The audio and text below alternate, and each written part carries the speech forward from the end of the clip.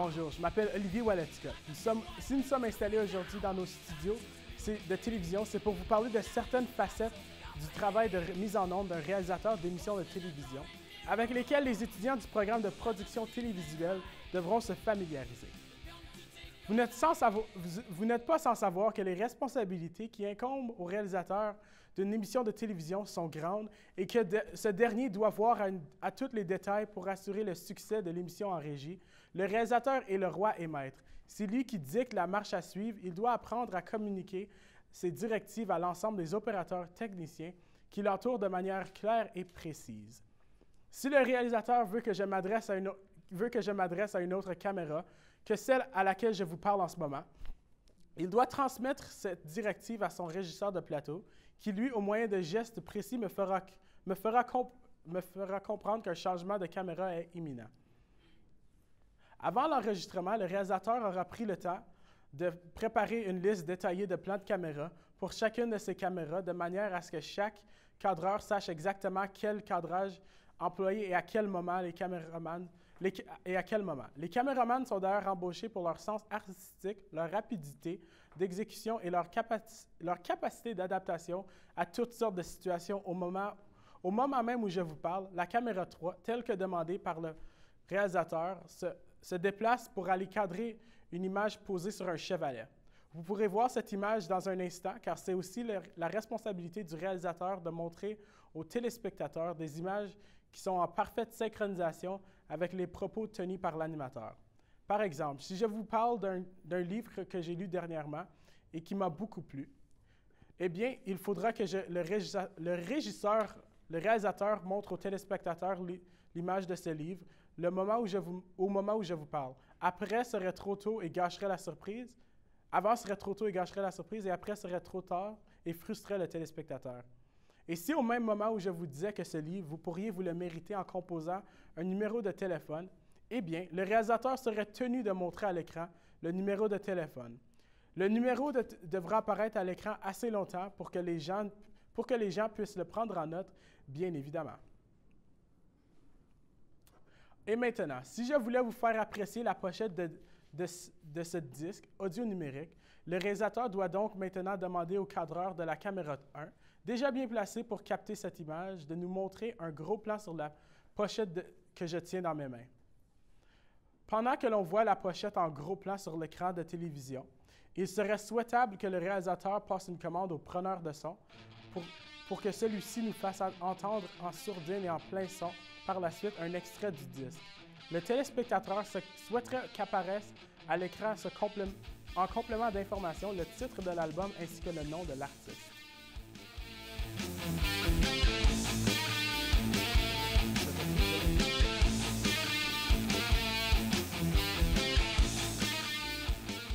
Il va sans dire qu'il est toujours préférable dans la conception des incrustations pour la télévision d'utiliser des caractères sobres et de bonne grosseur dont la couleur se détache bien de l'arrière-plan et qui sont faciles à lire. Il faut de plus que les titres qui apparaissent à l'écran soient toujours contenus à l'intérieur de zones critiques ou de Safe Title Area. Il est toujours possible pour les caméramans débrouillards de rehausser une prise de vue, un cadrage en y ajoutant un mouvement de caméra. Comme sur la photo que vous voyez à l'écran en ce moment, il est possible et même très intéressant d'exécuter un zoom-out pour nous faire découvrir de l'information que la photo contient. C'est là une bonne technique pour capter l'attention du téléspectateur et rendre notre communication plus vivante. Le zoom est un mouvement possible, mais il en existe d'autres qu'un réalisateur doit utiliser dans ses communications. Comme le panoramique, par exemple, vous allez voir dans un instant qui lui aussi nous permet de rehausser la qualité de notre document télévisuel en même temps que de dévoiler de nouvelles informations aux téléspectateurs. Dans tous les cas de mouvement sur photo, il est préférable que le ratio de photos utilisé soit compatible avec le ratio de l'écran de télévision.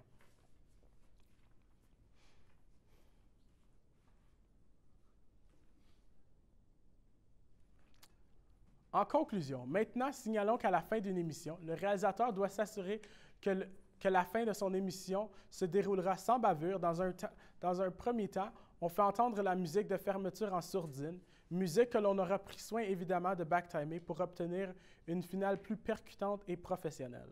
Il incombe à la script de s'assurer que la personne, que le preneur de son roule sa musique au moment opportun pour respecter le minutage. Après la musique, il faut penser à une finale intéressante du point de vue de plan de caméra. Ici, par exemple, nous demanderons à la caméra 2 de faire un zoom-out d'un plan buste à un plan du studio. Le mouvement prendra quelques secondes, pendant lesquelles, d'ailleurs, je devrais quitter le plateau, comme le réalisateur me l'a expliqué avant le début de l'émission. Et c'est sur une image de la caméra 3, du décor vide, que l'on fera défiler le générique de fermeture en incrustation.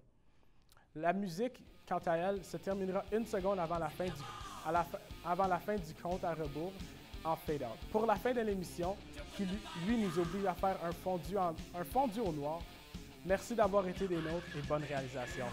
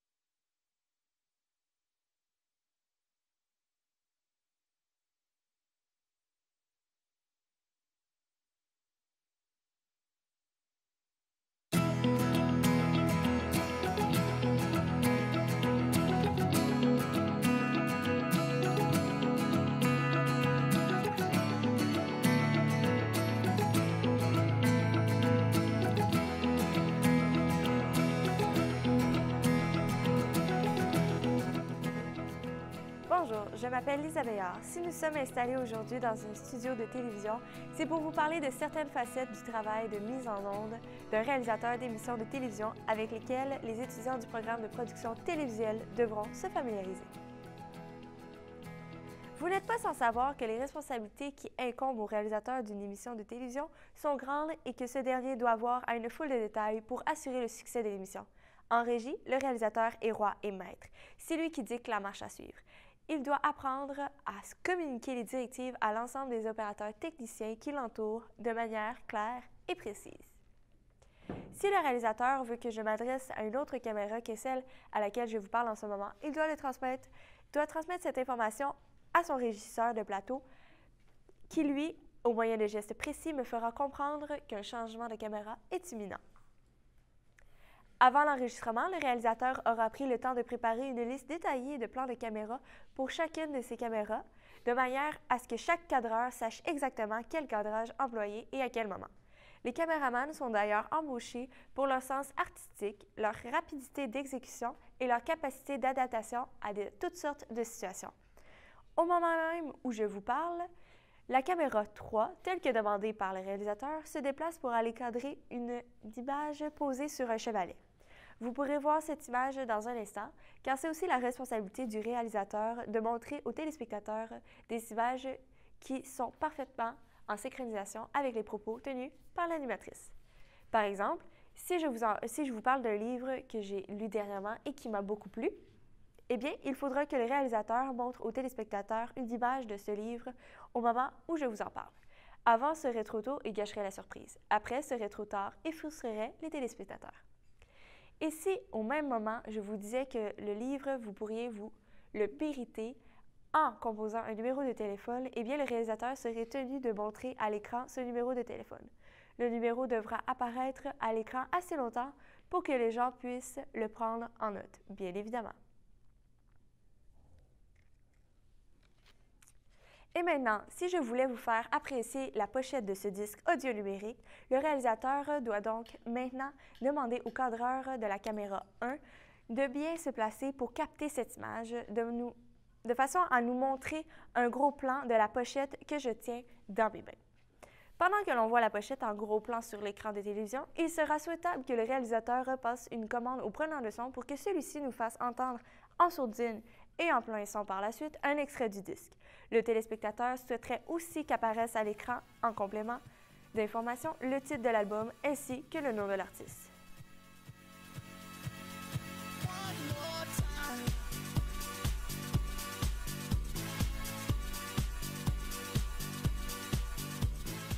Il va sans dire qu'il est toujours préférable dans la conception des incrustations pour la télévision d'utiliser des caractères sobres, de bonne grosseur, dont la couleur se détache bien de l'arrière-plan et qui sont faciles à lire. Il faut de plus que ces titres qui apparaissent à l'écran soient toujours contenus à l'intérieur de la zone critique ou du Save Title Area. Il est toujours possible pour un caméraman débrouillard et à l'œil entraîné de rehausser une prise de vue, un cadrage, en y ajoutant un mouvement de caméra. Comme sur la photo que vous voyez à l'écran en ce moment, il est possible et même très intéressant d'exécuter un zoom-out pour nous faire découvrir d'autres informations que la photo contient. C'est là une bonne technique pour capter l'attention du téléspectateur et rendre notre communication plus vivante. Le zoom est un mouvement possible, mais il en existe d'autres qu'un réalisateur se doit d'utiliser dans ses communications, comme le panoramique par exemple, que vous allez voir dans un instant et qui lui aussi nous permet de rehausser la qualité de notre document télévisuel en même temps que de nous dévoiler de nouvelles informations aux téléspectateurs. Dans tous les cas de mouvement sur photo, il est préférable que le ratio de la photo utilisée soit compatible avec le ratio de l'écran de télévision.